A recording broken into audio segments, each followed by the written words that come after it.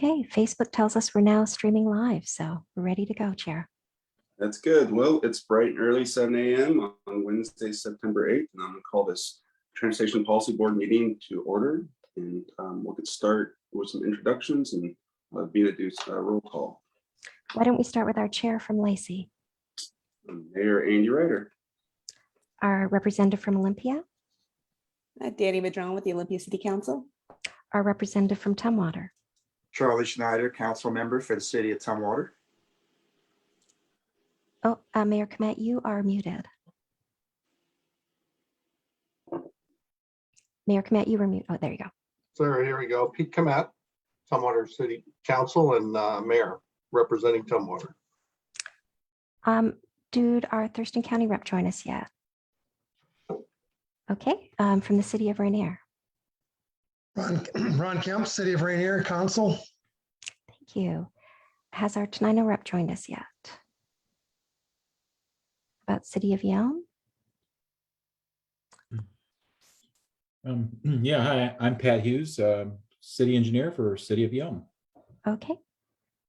Pat, are you sitting on the policy board today for the city? No, or- I'm observing, and then we'll be available for any questions you have on the transportation. Okay, intercity transit. Don Melnick, authority member. Our state government rep. Kevin Dragon with the Department of Enterprise Services. Our Washington State Department of Transportation rep. John Lyons, region administrator for Washington. Our community rep. We've got two of those. How about we start with Graham? Graham Sackerson, community rep. And our second community rep. Kevin Testinger, community rep. And I believe I've gotten all our board members with the exception of Mr. DeForest. Is there anyone else I've missed? If I may, Mr. Chair, this is Doug DeForest. I wanted to tell all of you I sent a letter to the mayor in which I formally announced my resignation, both on this board and as a representative going to Seattle. I will be going to Seattle tomorrow. And I plan my last meeting to this board will be next month. I think I'm sound of health and sound of mind, but this past July, I celebrated my 90th birthday. And to put it simply, I decided that the time has come, 90 is enough. Thank you much. And I wish you all well in the future. Thank you, Doug. thank you so much, Doug. I really appreciate it. You know, I remember when I first came on the Transportation Policy Board, Doug DeForest was one of the first people who reached out to me, and I said, hey, we need to talk and, you know, get a cup of coffee.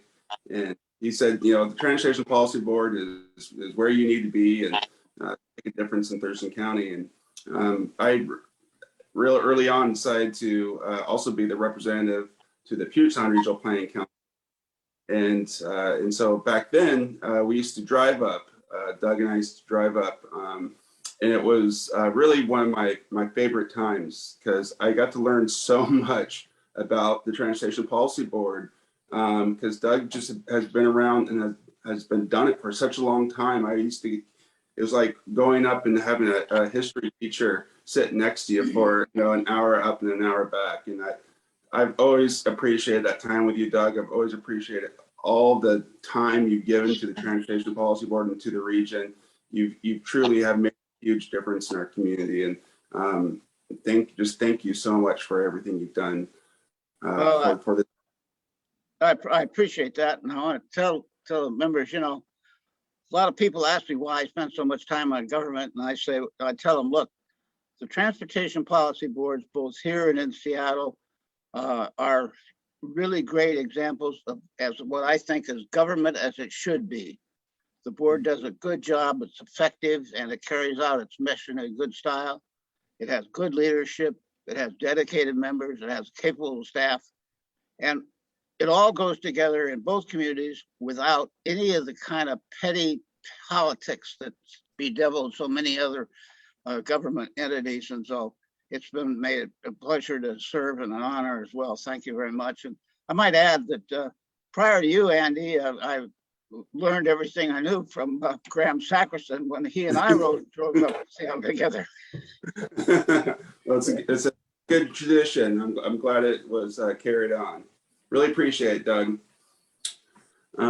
With that, we're going to go to the executive director's report.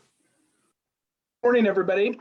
A handful of things this morning. One, and very importantly, we've met our obligation targets for the year. So we've obligated all the funds that we were allocated from WashDOT for this year. So that puts us in good stead, sets us up. We actually went over by a fair amount in obligation, which is a good thing, because it sets us up well for hitting our obligation target next year and keeps us in the running for the distributed funds, if there are any. And just as a reminder, that's the funds that at times there are other entities that can't use all their funding. By meeting our obligation target timely, it puts us, it makes us available for those redistributed funds if they should become available. Also, we have met with your officers. As a reminder, we added Danny Madrone as the second vice chair, and we all met to talk about some of the ideas for the future of the Transportation Policy Board. One of the topics that comes up periodically, and we want to dig into it a little deeper, is the idea of a two-hour Transportation Policy Board meeting. That wouldn't mean starting at 6 a.m. That would mean we want to reach out to members, find out what kind of interest there is in terms of a 2-hour meeting, because we're finding ourselves frequently kind of butting up against that hour and a half. So we're going to be reaching out to folks and just kind of testing the waters on the idea of moving to a 2-hour meeting.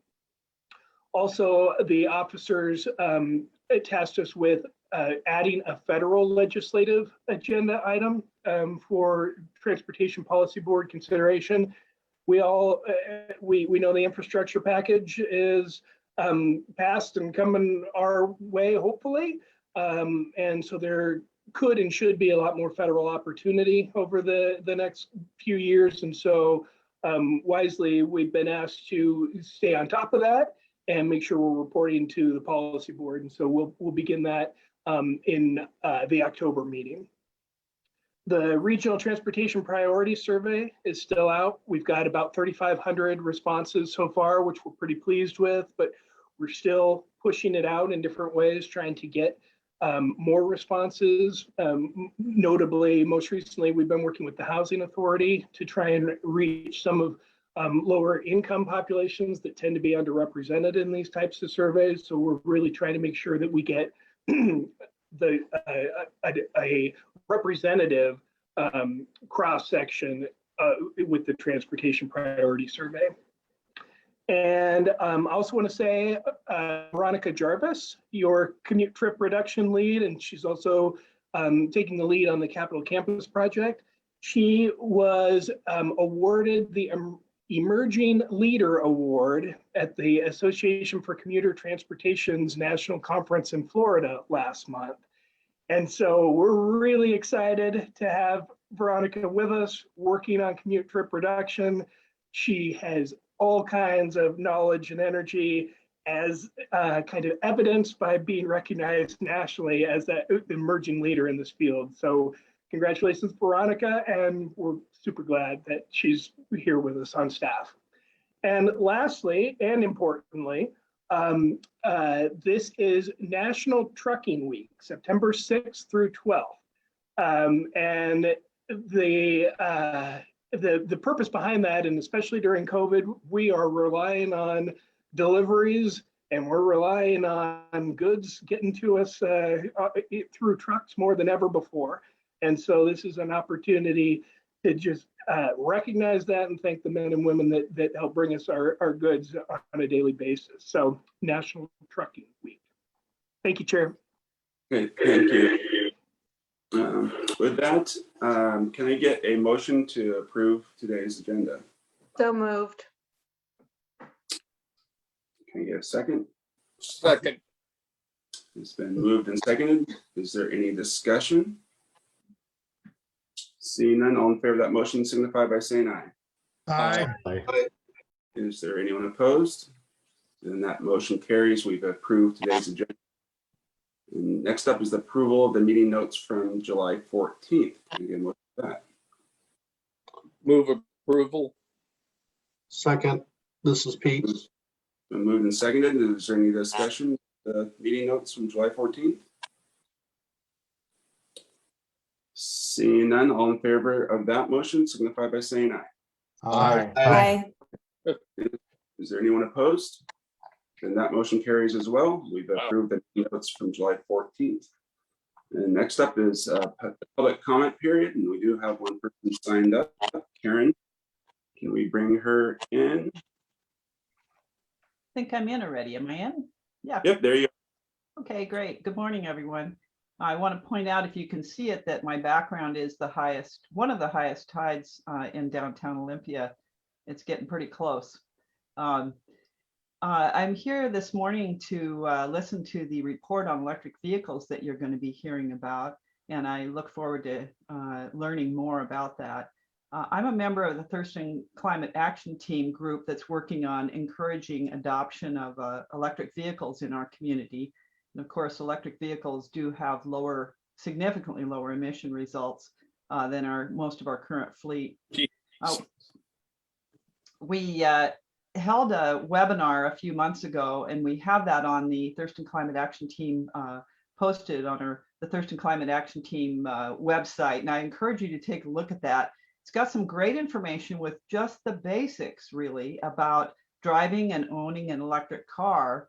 And the people who are interviewed during this and discuss and answer questions during this webinar are local people here in our community who own electric cars.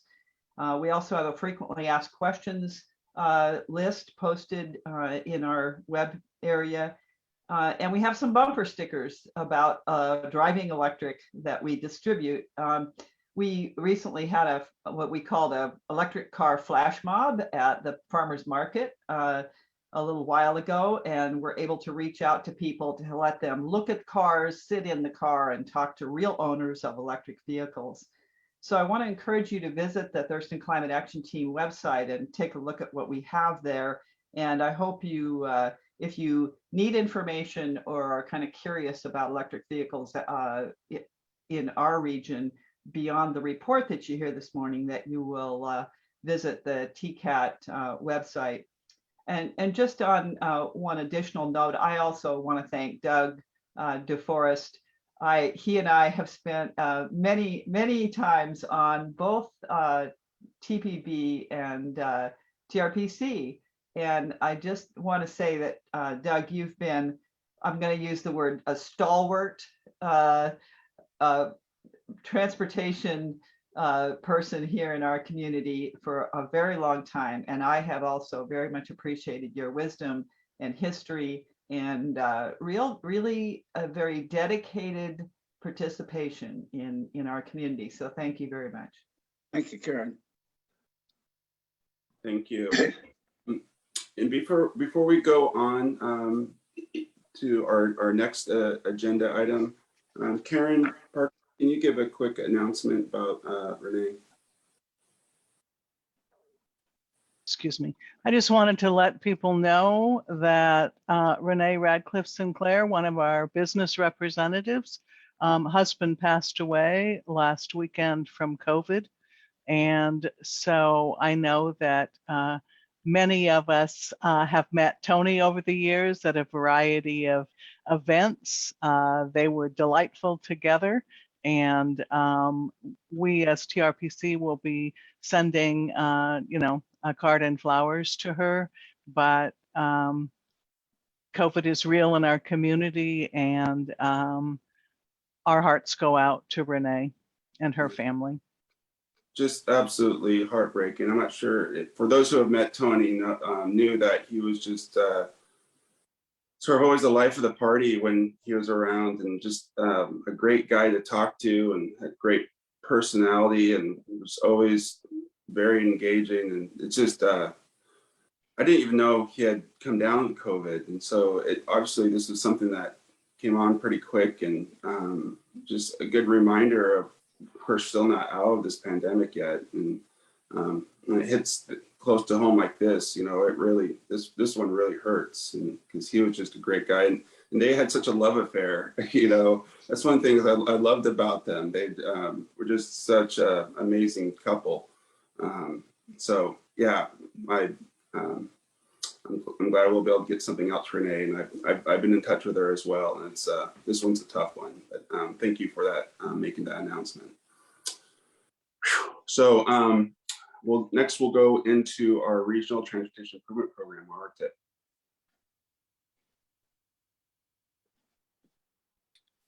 Great, thank you. I'm going to share my screen here.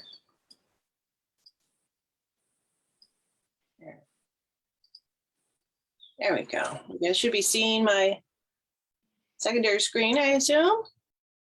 Yep, I see it. Great. So, good morning. I'm here today to give you an overview of the draft 2022-2025 Regional Transportation Improvement Program, or RTIP. And as many of you have been around for a while, this is not going to be new information to you.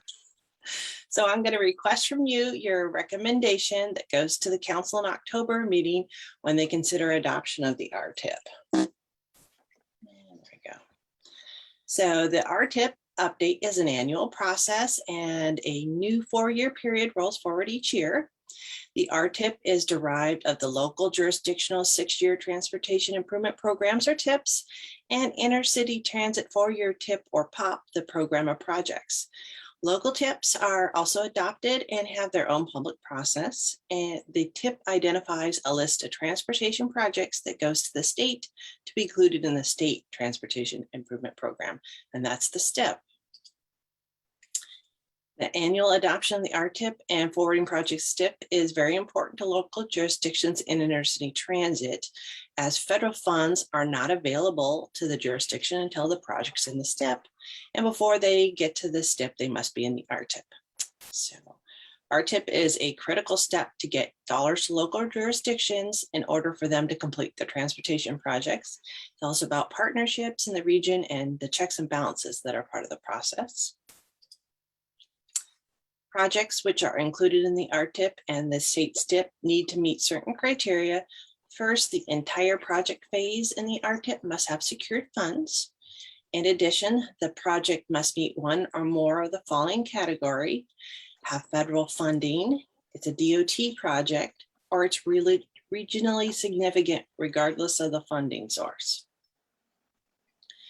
This year, there are 38 projects that meet these criteria, and they are listed in tables 1 and 2 of the RTIP. The table 1 is a summary table of the RTIP projects and should be included with your staff report. And then table 2 are the project records exported from the STIP database, and they provide some more detail. All the projects are reviewed for consistency for the regional transportation plan during our RTIP update. And that review also occurs as we have amendments throughout the year. Other projects from local TIPs that don't meet the criteria for the Table 1 RTIP project are included in Appendix A of the document.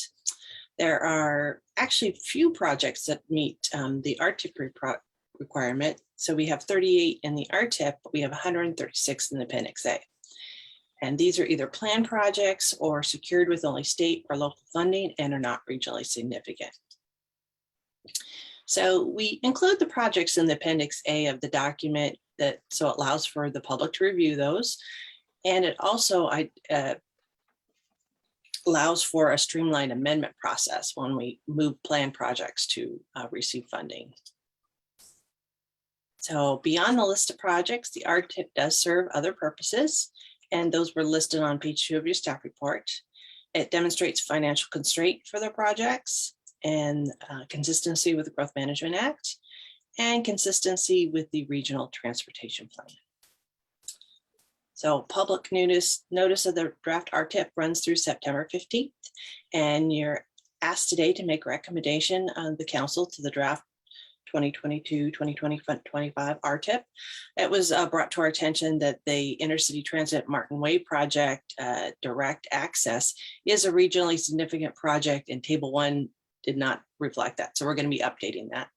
And we also plan to address the broader definition of regionally significant with the TAC in the near future. So TRPC Council will receive all public comments and your recommendation at their October 1st meeting. And just to reiterate, the draft RTIP is available online and there is a link in your staff report. Paper copies may be requested.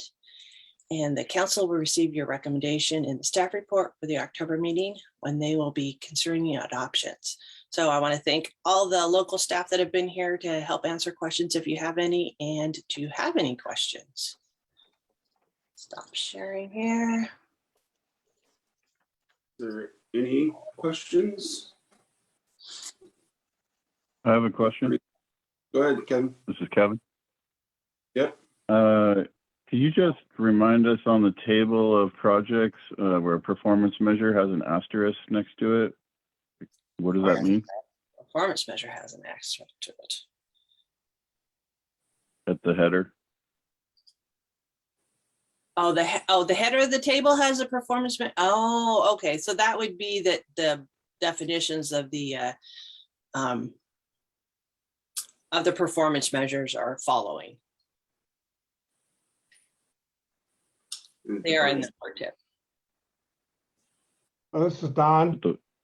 I just want to thank you for doing something to clarify what the meaning of regionally significant is, because I think the definition in your memo didn't really address it. I understand you're going to spend some more time thinking about that, but and thanks for correcting the Martin Way parking ride. Yeah, it's a pretty interesting process getting stuff out of the database and into tables for the document. So this is why we have a review, so people can find stuff when we miss things. Thank you. Thank you. Is there any other questions, comments? Sounds good. This is just review only. We don't need a motion. So thank you. Go on to our next agenda item, which is the state legislative session. Karen. Theresa, were you looking for a recommendation from the policy board to TRPC on this agenda item? Was that? I believe Theresa was looking for a Oh, recommendation. yep, I do see that. Make a recommendation. Thank you. So can I get a motion to move this draft 2022 to 2025 RTIP onto full council? This is Don. I'll move for that. Second. Can I guess? Well, I'll second it. Is there any other discussion? Seeing none, all in favor of that motion signify by saying aye. Aye. Is there anyone opposed? Then the motion carries, and we'll forward that on to the TRPC for their consideration for adoption. Now we'll go on to our next agenda item, which is the 2022 state legislative session. Karen. Thank you. You'll remember that last month we talked a little bit about the session. We talked about the far-ranging list of priorities that we had last year. And while all of them were important and critical to the region, it was way too many. And so it made it difficult to sort of cram everything into our short meetings with legislators. We also commit to them to come up with priorities so that we don't have 50 issues that they're dealing with. Many of you also talk to legislators about issues, and it's easy for us, if there's general agreement, to say, and by the way, we support this thing that Association of Washington Cities is doing, or that the city is doing, but we want to have a tighter agenda. This will be a difficult, challenging session. This is the short session, but this is when we'll be dealing with things that we've known have been coming along, but might have reached crisis stage. Our representative from the EDC to the policy board Michael Cade has been reminding us about childcare issues, for example, and how they impact us. I'm not suggesting this should be one of our issues, but it was one of our issues last time, and it's only gotten more challenging in the year. So there was agreement between the council and the policy board that we would appoint a subcommittee to work on this. That subcommittee will look at the variety of issues that are out there. I will do some work on, and Mark, on sort of checking in with the associations that are represented around the table and other partners we have and see what they're talking about, and we'll bring those ideas to the table. The final package will come back to you for a recommendation to council to adopt that as our legislative priorities package. At the council meeting last week, Chair Foster, Mayor of Yelm, appointed himself and Representative Clark Gilman from Olympia to the committee. And today we're expecting that Chair Ryder will appoint 2 people from this group, and they will be working together to bring an agenda that's a bit tighter. Yeah, so I'm recommending I was going to appoint myself and Renee as well. That was what we have sort of the leadership group has discussed. That is still my plan to do that. Of course, we need to check in with Renee to see if she's still okay with that going forward. But that will be my recommendation, since we've been obviously a big part of this, the past legislative sessions as well. So I think that will be a good group to narrow down and come up with some priorities that we can, I think, have a more effect on when it's not so many like there was last year. Plus, last year it was difficult because it was our first year that we were doing everything on Zoom, and you could tell that even the legislators were, even early on, it seemed like they were burnt out with Zoom meetings. And so it's just the effectiveness of that was not looking, wasn't very great. So we're gonna have to sort of, rethink how we can be more effective in the time we have as well. So will there need to be a motion for that to happen, Karen? You can just make the appointment, Mayor Ryder. And that's what I will be doing. Is there any other discussion from the Transportation Policy Board? And seeing none, then let's go on to our next agenda item, which is the state of the transportation system with electric vehicles. Andy, this is Pete. Just wanted to say if Renee's not available, I'd be willing to do this. Thank you so much, Pete. I really appreciate that. We'll check in with Renee and see how she's doing, and if she can't make it, I'd be happy to have you be with us with that. So now let's go on to the state of the transportation system. I'll start by sharing my screen. Would you like to say something first, Scott? I just wanted to preface this by saying thank you for agreeing to review this site for us. This is very much in draft form, and so you guys are getting the first sneak peek of what we've got developed so far, and we are excited to have the opportunity to show it to you all and hopefully get some feedback from you as useful as possible. And the rest is going to start out, and then I'll kind of wrap things up at the end. So I'm back again with electric vehicles. So if you've ever been to the State of Transportation System website, you'll know that the purpose is for these pages to provide a snapshot of the current conditions of topics of interest.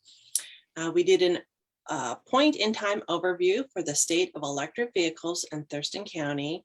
And this is really just a taste of what information is available. A deeper dive is definitely needed, and an electric vehicle plan is scheduled in the 2022 work program, the UPWP. So I'm going to have a lot of content here on the website, and not a lot of tough time to cover it. So feel free to take time to review it and send us feedback. So if you go to the state of transportation, we got electric vehicles right here. So the first thing that we address is why it matters, with the importance of electric vehicle adoption in relation to the Thurston Climate Mitigation Plan, as electric vehicles are one of the many strategies to meet the greenhouse gas reduction goals. And so we have a link right here to the Thurston the Climate Mitigation Plan. There's really a lot of information on this topic. So we added a learn more over here so you can dive in deeper on additional pages. So more information on why it matters and the hydrogen fuel and electric vehicle charging. I don't think we're even going to get to these. So feel free to, at your leisure, go over and check out more information. And again, write us feedback if you have anything, or send us more information if you have it. Next, when you keep moving down the website, we have vehicle registrations. We started getting a little more general, specific information.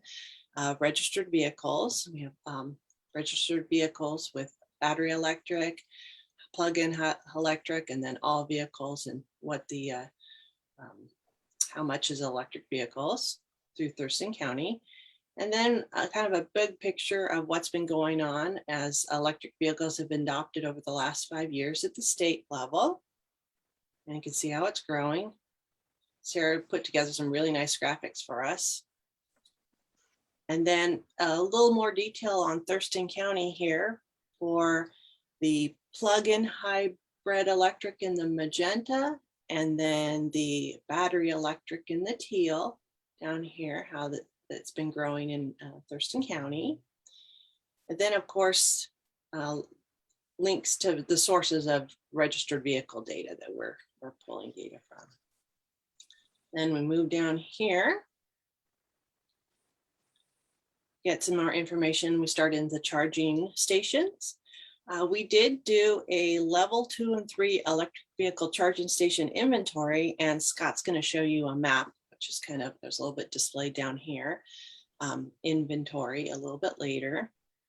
And we looked at public charging stations only, not the private ones, and not the level 1 charging stations. There are just way too many of those, especially at retail locations where you get the priority EV parking there. We just, no way to inventory those. We also, it was very challenging, this inventory. There's a lot of charging station networks. We found like 20 or so. This is kind of makes it hard to maintain an inventory of everything that's going on.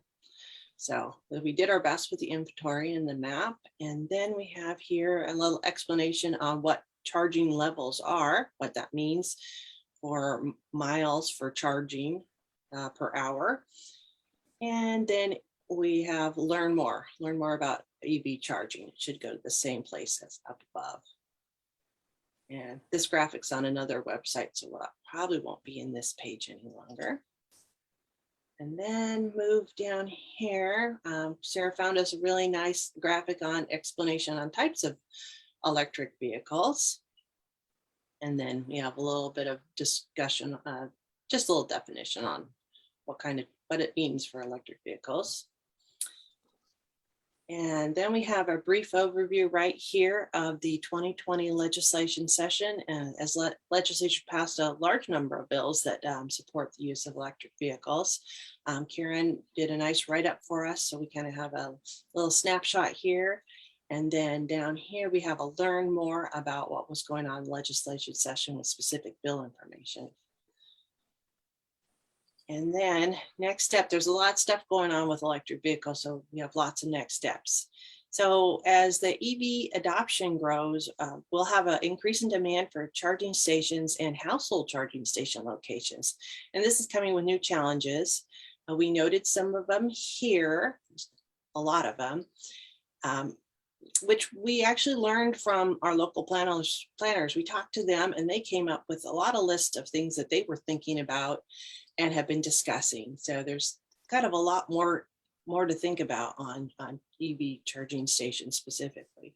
So to help address these, TRPC has identified the need for a 2022 UPWP develop electric vehicle and an autonomous vehicle plan. It might be something similar to what Sokiacum Council of Governments did for their MPO and RTPO. And we have a link to their plan down under our resources. So you can kind of have an idea of what it might look like to have a plan that might be coming up here. And of course, after next step, we have resources. There's a lot. We have some funding resources, and then some information on charger costs. There's a lot, general information at the national, federal, state, and local. And then down here for EV plans, we have the state plan, and then here's the Sokiacum plan that I mentioned. So before I pass on to Scott, is there anything else you'd like to see on the website? Do you have any questions? I guess my only question looking at this, obviously siting of these charges are extremely important, because the vast majority of people who are using chargers are actually not from Thurston County, right? These are people that are coming through Thurston County and need to stop off to charge their vehicle for one reason or another.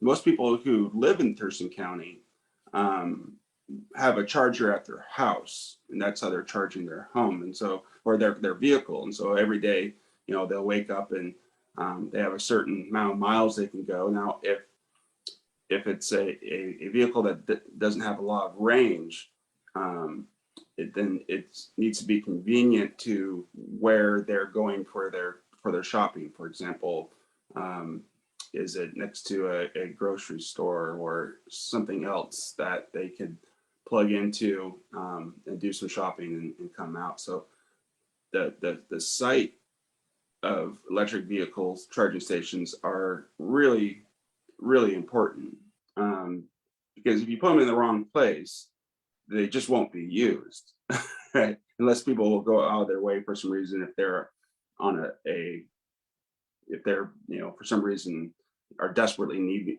searching for a charging station because they're so low on their battery. But I think we really need to look at along I-5 corridor, where's the best place to continue to put charging stations, and look at through the eyes of the EV user, right? I mean, I was one of the early adopters of EV, going back to 2013, and a lot has changed for sure over the years from where we were in 2013 to where we are now. But I still am looking for convenience when I look for an EV station. If it happens to be right in front of a restaurant that I go to, and I'm low, you know, I will plug in. But I think we just need to keep that in mind of who will be using these EV stations for the most part. And it's not a lot of local people use them. It's people who are coming through our community or coming to our community to shop. Yeah, that's absolutely, definitely questions under what for the plan. Correct. Absolutely. Yeah. This is Pete. I have a couple of suggestions. One is, it would be helpful to have a summary of what the current building code requirements are, or at least a link to those requirements. I understand that commercial buildings are now required for the most part to provide charging capability for new buildings. So anyway, that would be helpful. And then if there's anything that is available on how to make a house EV ready or convert an existing house, I think that would be helpful information for folks. And then I guess just lastly, and this is not so much related to the website, but I think Andy brings up a good point, is, you know, your classic gas station is you drive in, maybe run in to get something to drink or go to the restroom and fill your tank of gas and you're gone. But these here, you're sitting potentially for an hour or more.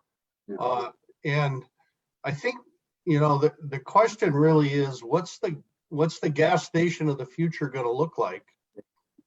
And is there anything that we should be doing differently in our zoning or land use, anything related to land use to make sure we're thinking about this in terms of how we integrate this into our communities. I'm not sure there's any answer there, but it would be interesting if there's been any thought or research or articles about that. So thank you. Yeah, that's a really good point. For example, you know, at our parks, right? You know, there's a classic place where people come to and spend some time.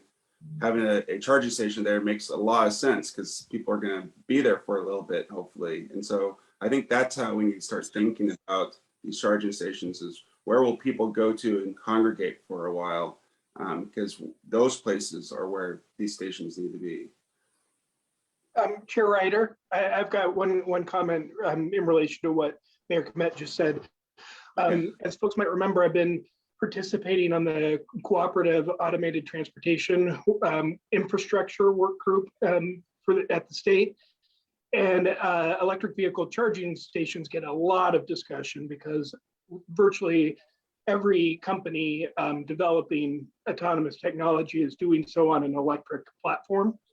And so what I've been hearing in those discussions at the national level is really what you just said, Mayor Komet, which is trying to help gas stations, because we already have that network. And as the chair talked about, gas stations are very much positioned for convenience. And so we already have that network of convenient locations to stop. How can we help those private businesses capitalize on this transition to electric vehicles, since they already have the locations that we're looking for? And what you brought up, Mayor Komet, is kind of the key issue: is do they have space for having a car parked for an hour, 2 hours, et cetera? And so that's definitely something that we'll be continuing to track as it gets a lot more discussion nationally, it seems. Any other questions or comments? Yeah, go ahead. Go ahead. Go ahead, Graham. I'll go second. Okay. Can you have your screen? Sorry, so I can see more. Whoever. You want me to stop sharing? I'm sorry. Yes, please, so I can see more of the board. There you go. Now I can see more people. Go ahead, Graham. Well, I was just interested that the presentation, part of it included electric hybrids, not plug-in, but electric hybrids. But electric hybrids were left out of all of the comparisons. And it seems that they're lumped in with gas models, even though they're much more efficient and are battery powered for a good chunk of the operation. So I was a little surprised that down below, when electric vehicles are defined, hybrids, non-plug-ins are included, but not in the data at the top. Yeah, like a Prius, something that is doesn't have a plug-in, is under just regular. That's the way they're registered as a regular vehicle. Well, then maybe should they not be listed down below under electric vehicles? Yeah, that's actually just to explain what the difference is between all the kinds of vehicles. Okay. We can not do that. Okay. Now, Don. Yeah, a couple of things. One, I was glad to hear that you mentioned autonomous vehicles, and it sounds like Mark is providing really good information from his work with that group. So that's really good, I think. And in terms of hydrogen fuel cell, I think that's really in its infancy, but at least for heavier vehicles, I know that's something Intercity Transit is actively involved in learning more about. So they might be connect Ann and her crew as a resource when you want to look at that more.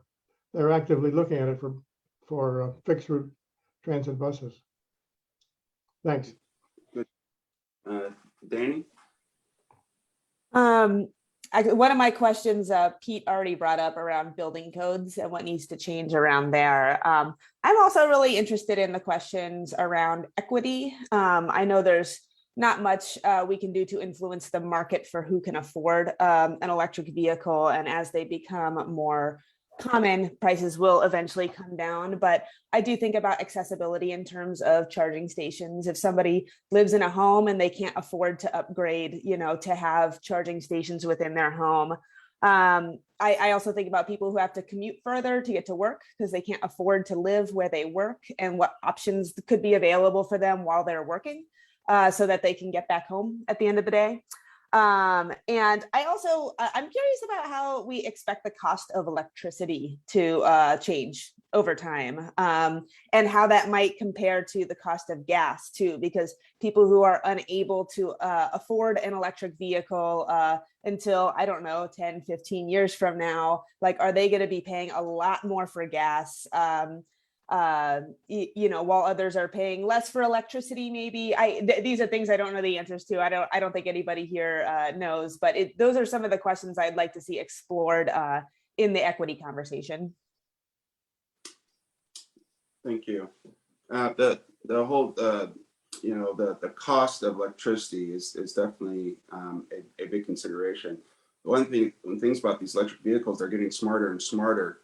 And so, for example, my Tesla only charges in off-peak hours, and so it knows when's the least expensive time for the grid to take electricity out, and that's when my vehicle charges. Now, I don't know if all electric vehicles do that, but there's apps out there that shows you that as well. When's off-peak time charging, and what's the difference in cost, and so on and so forth. So the technology on these are pretty amazing, but the accessibility is definitely a consideration. And I'm just curious about, if we put, all these cars go to electric, is the grid even gonna be able to handle it? Do we have capacity within the grid?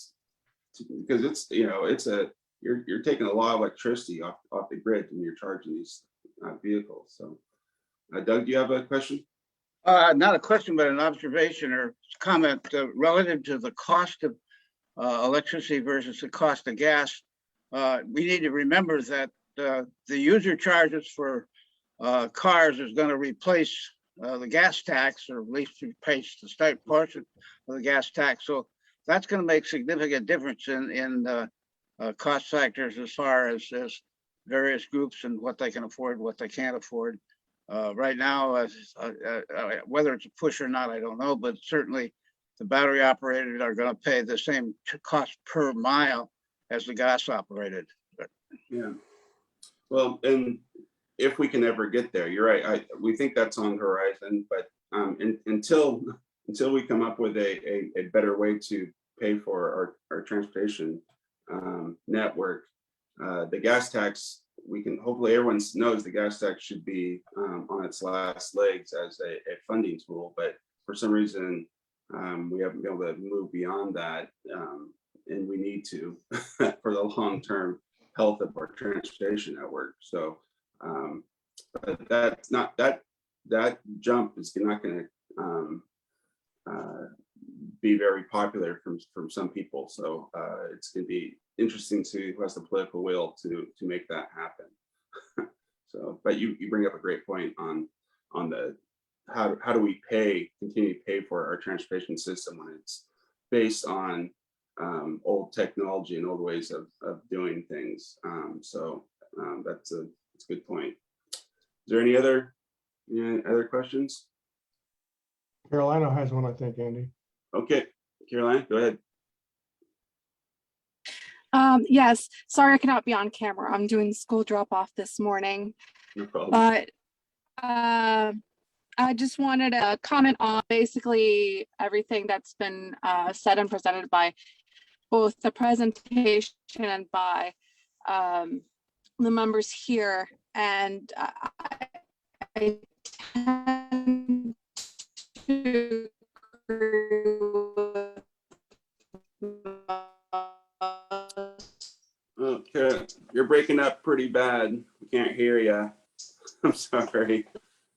And I think I'm just going to double terms of equity and accessibility, you know, just the charging stations as well as, okay, I'm in the school zone right now. So I'll just thank everyone. Thank you. Okay, thank you. Hang in there. Is there anyone else? I think it's a good first, crack at this. Now, obviously, this is something that will continue to come back to us. This is not going away anytime soon. So I'm sure we'll see this before us in the future. So thank you to staff. Andy, Sure, I've got what? Could we show you the map portion of Oh, this yes. really quickly? Oh, yes, please. Yeah. We're not through that. Danny, do you want to ask your question first, or you want to? Yeah, I just have one more comment in terms of the scope of this, and maybe this is something separate that Intercity Transit is working on, but I'm also curious about the electrification of buses.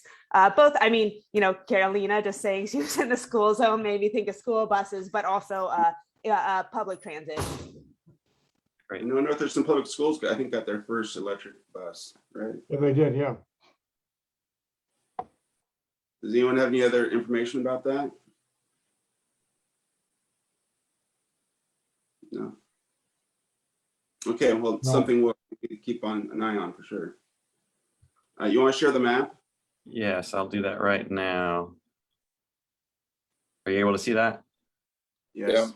Okay, great. So just real quickly, when we were looking at the current inventory out there, there's a lot of different sites that have mostly access to the chargers for that company's network. There are some sort of crowdsourced sites out there like PlugShare that have a lot of different sites on it, but they aren't really, it's not authoritative. So we did the best we could to look at the different networks that are available in the Thurston County region and created our own inventory. We have right now, we show about 51 of the level 2, level 3 chargers that are available to the public to use. Most of them are part of a company, a for-profit company that's charging for use of those chargers. You can see there from the pattern on the screen here, they're mostly kind of around I-5, 101, sort of West Olympia.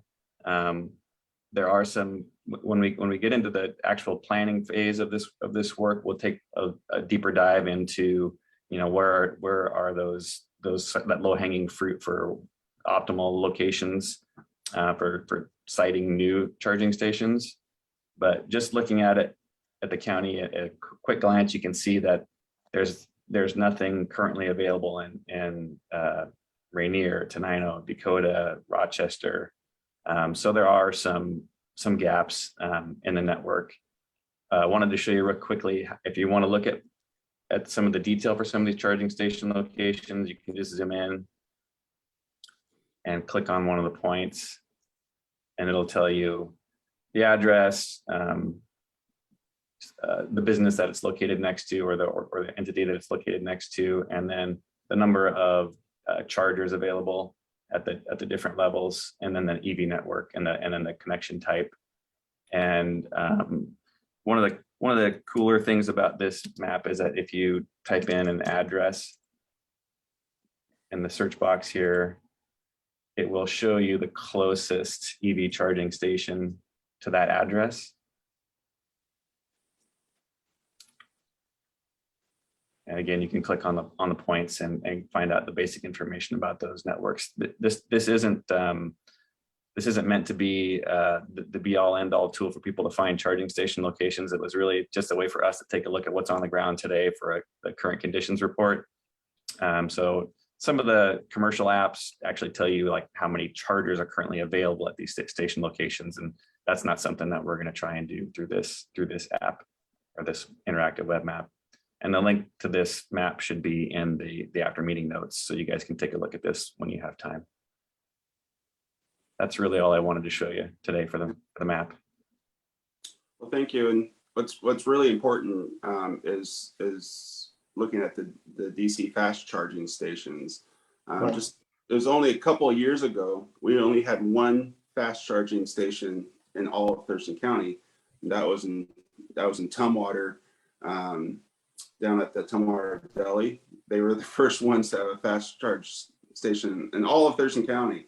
And so there's real early on, when I didn't know my range very well on my car, sometimes I would have to go there and wait in line for it to come available so I could plug in my vehicle and get it charged. But now there are 1, 2, 3, 4, 5, 6, 7 fast charging stations along the I-5-101 corridor. So that has improved dramatically, and that's the charging station a lot of people need, because even in a DC fast charge situation, you're most likely there for an hour, depending on where your level is at. But usually, if you're coming up into a charging station, that means you're low. Your batteries are low, and you need to charge up. So an hour is usually the minimum that people are there. So that's a long time. That's the difference between a gas, right, where you just fill in, you're filled up within a couple minutes and you're gone, to these charging stations where you're there from a minimum of half an hour to a maximum, of, it could be a couple hours depending on how low your battery is and what kind of charging system you have on your vehicle. So I think that is the biggest difference. If you're going to put it at a gas station, there has to be something for the person to do rather than just sit in their car the whole time as well. Hopefully it's some physical activity, being get out, stretch, do something, so they're not just sitting in their car the whole time. So something else to be thinking about. Okay, is there anything else? Yeah, this is Don. Just one thing. The stuff I've read online suggests some charging stations are less reliable than others. I don't know if there's any published data on that, but that would be good to get. Some of them, the networks don't have a good reputation, others don't. I haven't done any specific research, but if that was something, data you had access to, that would be good to include. Thanks. Yeah, they're getting better. Yes. It seems like early on the power, a charging station you'd have problems with it. It wouldn't charge, it'd go out, and it would take forever for it to be repaired. There'd be a repair order in, and it'd take a couple of weeks for it to get repaired. But I think they're getting better at that, because they're being used, right? If it's down, they're obviously not making any money, and people are getting upset with the network as well. So I think they're getting better at it. But that's a good point. I mean, I'm not sure who can work on these stations either. Is it just any electrician can work on it, or is it you need a special certification to work on it? That'd be interesting to know as well. And I just want to bring up one thing that the city of Lacey is talking about. We're looking at our climate mitigation plan, and we're thinking about coming up with a grant program for homeowners to switch. It's actually not really expensive to convert your home to EV ready. It's a lot easier if the home was set up already to do it, but even if it wasn't, it's usually just a panel change, changing out a breaker, or running over some conduit to a box and getting ready. And so we're looking at having a grant program in Lacey where, and this is where the whole equity issue comes up, is who would be eligible for these grant programs to get their house EV ready, so that that they can take advantage of their electric vehicle, and everything that goes along with that. So that's something that we're just looking into in Lacey, and I'll keep the Transportation Policy Board apprised surprised of how that all plays out. Pete, you still have your hand up? You have something? Yeah, I do have a question. I've always wondered. So are there rules about who can park in an EV slot or how long they can park? Or is it just common courtesy that you're not supposed to park there? Or once your car is charged, that you have to move it? What are there rules around any of this yet, or is that something we need to be thinking of legislatively or locally? Scott, do you have any information? I don't have a lot of insight on that topic. That's something we'll look into though. Yeah, it's something that's extremely frustrating if you're an EV owner and you pull up and there's a non-EV vehicle parked there and you don't have access to it. I don't know if there's any legal ramifications for that. The other thing that you'll tend to see is as someone who's in an EV who parks and plugs in and then of course walks away, and now their cars stop charging, but they're not around to move their car. The EV companies though, or the charging companies, are getting smart about that. Since they're not making money with that car sitting there not being charged either, they're starting to charge a waiting fee for vehicles who aren't using the EV system but are still parked there plugged in. So some of this is being self-corrected within the industry, but that's not every charging system out there. So it's definitely something I think we need to keep an eye on. And I don't know the answer. If can someone get a parking ticket for parking in an EV spot? I don't think we have that on the books in Lacey. So it'll be interesting. Okay, anything else? Then seeing none, then let's go to our TV business and community representatives. Thank you. I want to start off this conversation by talking about equity. The members of this board, with the exception of the business and community reps, are those appointments are made by the jurisdictions that you represent. And so the board itself really doesn't have input into who sits at our board and what the diversity is and the like. However, because you have business and community reps, you have an opportunity to broaden the search for people that might represent voices that are underrepresented at this table. So the business and community reps, as we know from Doug and Kevin and others that have sat on this board for some time, provide a really interesting input and a different perspective than we have. So as we're moving forward on looking to fill some vacancies and some upcoming ends of terms, that's something that we're going to really be focusing on.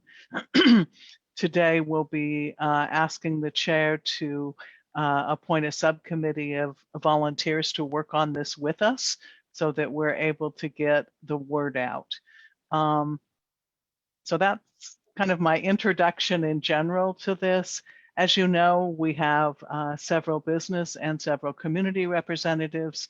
All of our representatives' terms are up according to the bylaws. Because they're in their second terms, we would do a recruitment. That doesn't, and those folks that are already in those positions can apply to continue those efforts. And so the recruitment typically goes for 60 to 90 days, and we really reach out to a broad community. The business representative position, which has been vacant for some time, hopefully this is a good time to reach out again. I'd like to thank people who provided names for me in the past as we were looking for this. But frankly, in the last year and a half, at least, perhaps 2 years, business representatives, businesses have been focused on keeping in business, keeping up with the changing regulations around COVID and the like every day. And so there hasn't been a lot of interest in adding one more thing to their plate. So hopefully as we reach out this time, things might not be better or worse, but they're a little more familiar than they were 2 years ago and the last time we've been looking for this. So basically, we reach out through social service organizations, we reach out through your governments and inner city transit and others. We appreciate your help in our outreach. So when we're looking for these candidates, if you're able to put something on your Facebook page or on your website and help us get the message out. We also go to chambers and the like and community organizations. I believe, I'm trying to think, for the last business representative, which is when Renee Radcliffe Sinclair joined our organization, we were giving a presentation to the Rotary Club, and then I sort of did a spiel saying, hey, we're looking for this. The presentation was not on our policy board, but I mentioned it, and she came up afterwards and said, I'm really interested in this, and how would I apply? And so for those of you who are members of those service organizations, that's a great way to reach out. It's also important to remember, I know we'll be talking about this a little bit more next month as Doug DeForest departs, but adding a business representative from the building industry, which is what happened with Doug when he came on as part of the Master Builders many, many years ago, was fairly controversial. There are some in our community that think that the building industry, there's an adversarial relationship. Did I say that well enough? And so I think it's important for us to have a diverse group of voices at the table. And I know that that's important to all of you. And so we will need all the help we can to get this message out about the community representatives and the business representatives. And I really appreciate that everyone who is currently serving has said they would like to continue to serve. I think that's a statement about how important this board is to the community. And as Doug mentioned earlier, that you do function very well and have interesting topics that come here. So the action we're asking for today is for the chair to take volunteers to be part of a subcommittee to work with staff on getting the message out on this and in doing recruitment. They will also likely serve as an interview panel. We would certainly be assuming that those interviews would be happening via Zoom or some other kind of electronic remote method, but that would be part of it as well. And so if you don't have any other questions, then I'm going to turn it over to the chair again to appoint a subcommittee.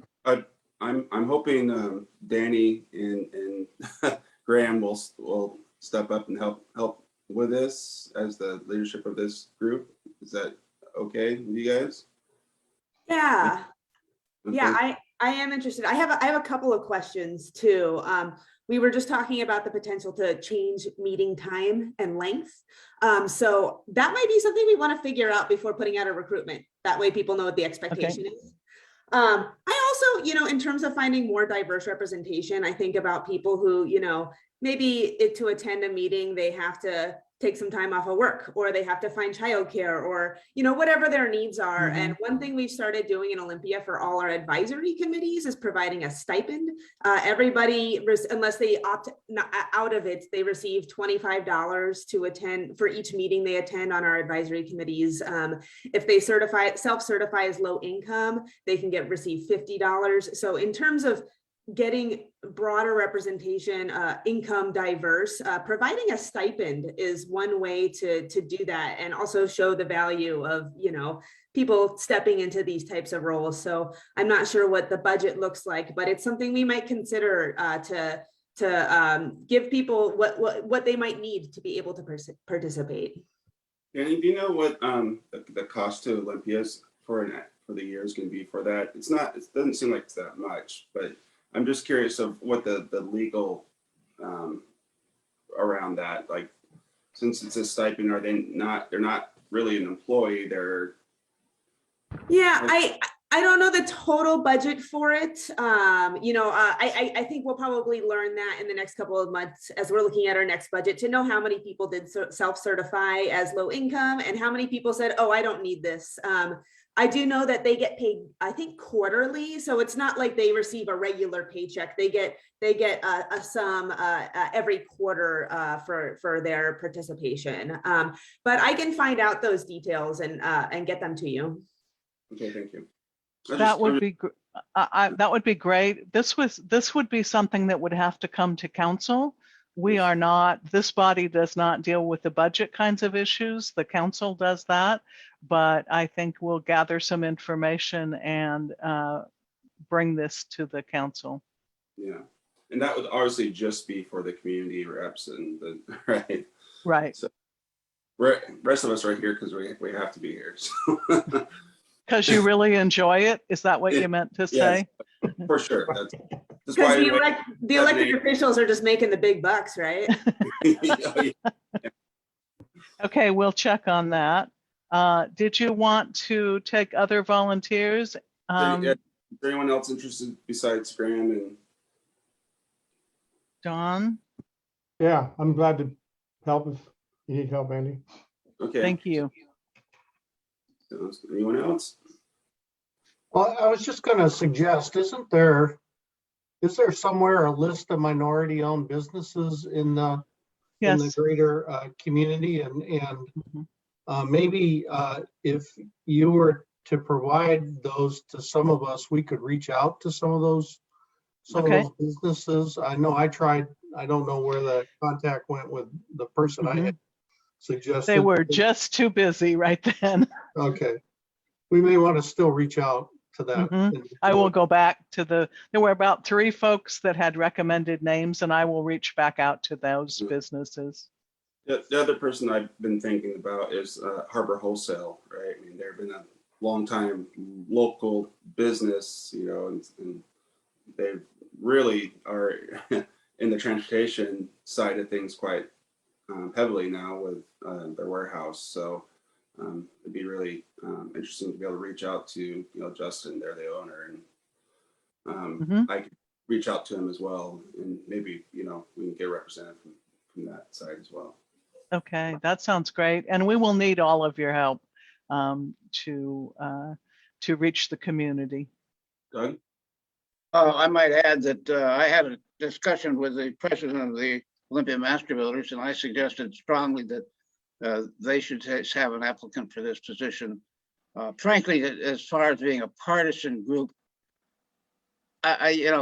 frankly, when I joined it, yes, there was some opposition because they thought I'd be too partisan. And quite frankly, the day I swore onto the council, I privately made a resolution myself that I was putting all business interests aside and I would be as nonpartisan as I could be. So anyway, but they would be a good candidate. I suggest that you follow up on that lead. Okay. Yeah, and we've had some other members of OMB over the years as well, and so. I also wanted to note real quick, I believe the EDC is hiring somebody to work with minority and women-owned businesses. So that might be a good person to reach out to if they've hired somebody yet. Okay, well then let's hopefully pull together that group of volunteers and let's get on this. Okay, and it sounds like we will have a conversation about the meeting time in October and the length of the meeting, and we can begin putting all the pieces together, but I think it makes sense to wait until we know that commitment before we do the big push. So we'll bring that back to you next month. I thought Carolina had her hand up. Yes, she did. Carolina? Oh, that was going to be my same comment, Danny, as yours, that the EDC is in part with Thurston Strong are working on a minority council. And so, so basically same suggestion as yours. I put it down after I heard you. Thank you, though. Thank you. Okay, anything else? Anyone else? Then sounds like we're on to our last agenda item, which is our outside community reports. Mr. Chair, I have no report on a meeting up north because it was August and they didn't meet, just as we don't meet. I will be attending my last meeting up there virtually tomorrow. Okay, and that brings us to a really good point. We need to recruit someone to replace Doug to the Transportation Policy Board at the Puget Sound Regional Planning Council. That is some big shoes to fill. Doug is very, very well respected up at the Puget Sound Regional Planning Council. You've been a stalwart there for a long time, representing TRPC extremely well over the years. And so do we have any volunteers from the Transportation Policy Board to replace Doug as the liaison to the Puget Sound Region Planning Council's Transportation Policy Board? I might just add to that, Mr. Chair, that I follow the policy of trying to always be there. Fortunately, by being retired, I had the time to do that. But it's important that we have as many faces up north as we can. Mark and I have discussed the subject a little bit, and you know, we're growing together slowly, but metropolitan area next to metropolitan area, so we're getting to be one big world, and it's important for them, I think, to know who we are rather than on a face and a person, rather than just over a telephone, although you could do it that way. Yeah. Well, we'll definitely put something out in the after meeting notes and see if we can get some volunteers. It really is important. Geez, when, you know, we realized, you know, when 12 years ago, I guess, 11 years ago, when I was going up with Doug, I can't believe it's been that long ago. They're, you know, they thought all their planning stopped like in Tacoma. It's like you didn't even see JBLM on the map, let alone, you know, Lakewood or anything in South Pierce County. And so, you know, just by being there and starting to talk about, you know, South Pierce County and Thurston County as one transportation system, obviously, you know, they are just as affected as anyone if we have a major disruption along the you know, the Swally bridges, for example. All of a sudden they're completely shut off as well. So that they need to be a part, they need to understand how important the network is and that things don't just end at their borders. So it is really important. It's a non-voting situation, but we've seemed like we voted over the years too. You can't make the motion, but you can make a second. We're a non-voting, excuse me, we're a non-voting member. However, their rules up there are that a non-voting member can make a motion or second a motion, provided the other half is done by a voting member. And trust me, Doug has made some motions in some seconds that has gotten some things going up there where no one else wanted. There's some good stories about that. So there is some influence about moving things along, even up there. So you're gonna be tough to replace on that, Doug, but we definitely need to put it out there and we need to find someone to do it. I wish I had the time. I just don't. I've got some questions. In terms of sending information out to this group, could we hear like when these meetings are, you know, those kinds of details so we can think about, you know, how that fits into our schedules. And Doug, I assume these meetings are currently virtual. Is that correct? At the current time, they're virtual. They're always on the second Thursday of the month, which means they're the day after our meeting, unless the calendar works out a little bit differently. And at what time?